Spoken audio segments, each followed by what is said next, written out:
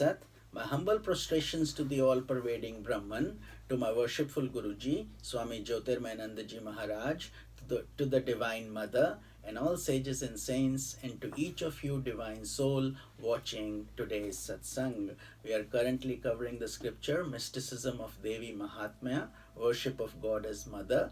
Commentaries by my Guruji, Swami Jyotirmayanandaji, narrated by myself, Swami Nikhilananda. We are currently covering the plan of Navratri Puja.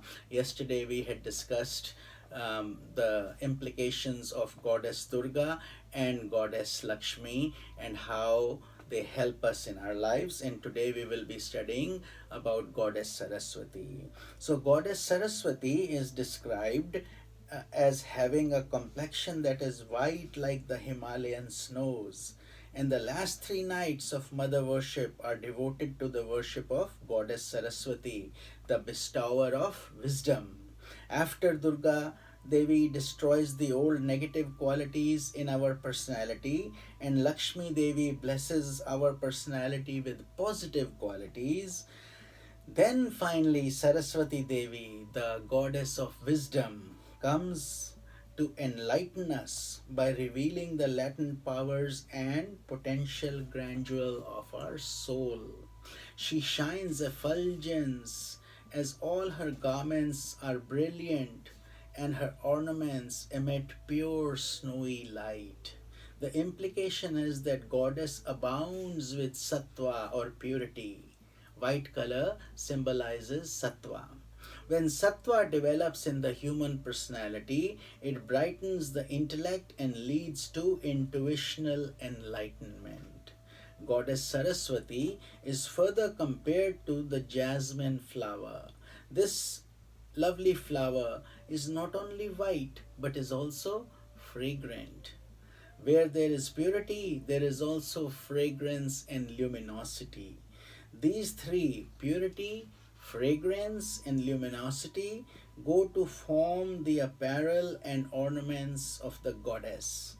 She holds in her hands a musical instrument known as the veena, symbolic of harmonization of personality. The various strings in human personality must be well harmonized, for when harmonization develops, then Goddess Saraswati makes her appearance. Goddess Saraswati is further seen to be seated on a swan, which is further symbolic of discriminative knowledge. There is an ancient legend that says that if a swan is given milk mixed with water, the swan will be able to extract the milk, leaving the water behind. Separating milk from water is a difficult task, but according to the legend, the swan is gifted with that ability. So too, when the intellect in an aspirant becomes intuitive, it can separate truth from illusion, and this form of intellect is a vehicle for the goddess. So if a person has developed a pure intellect, then the goddess will enter into his personality and will unfold her majesty through that person.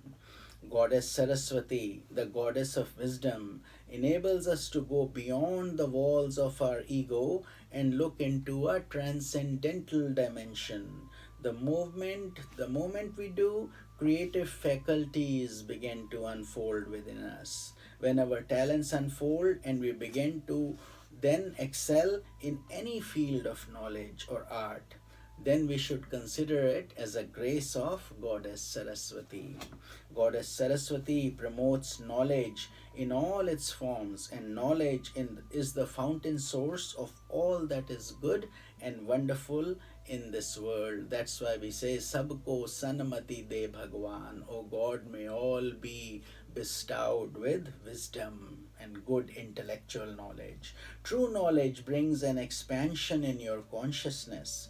All evils and miseries are caused by contraction of consciousness.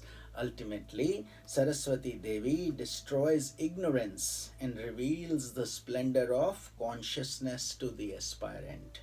That realization of the unveiled beauty of the Supreme confers immortality. This is Swami Nikhilananda. Om Tat Sat.